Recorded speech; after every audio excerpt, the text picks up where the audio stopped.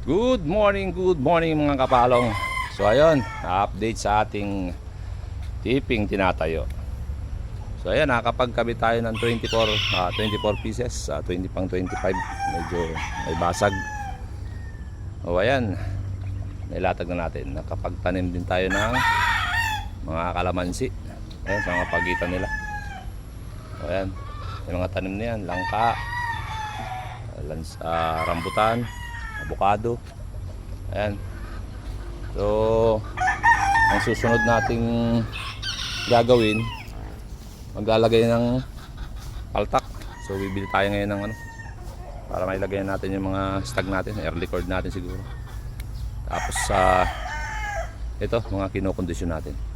Ito nga pala mga kapalong, na tayo, pa-priming ng mga natin inahin para maisalang na natin. Kung sa early bird sila or parang Genesis, parang alanganin na.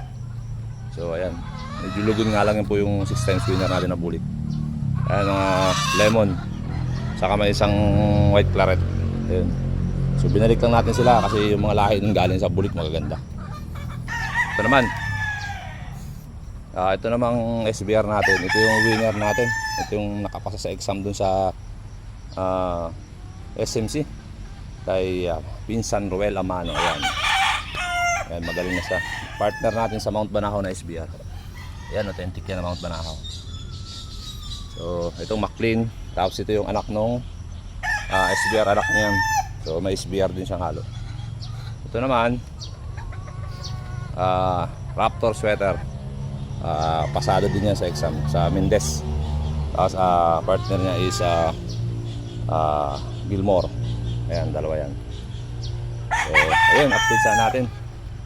Tapos ito yung mga kinokondisyon naman natin, mga nire-ready natin para pwede nating ipang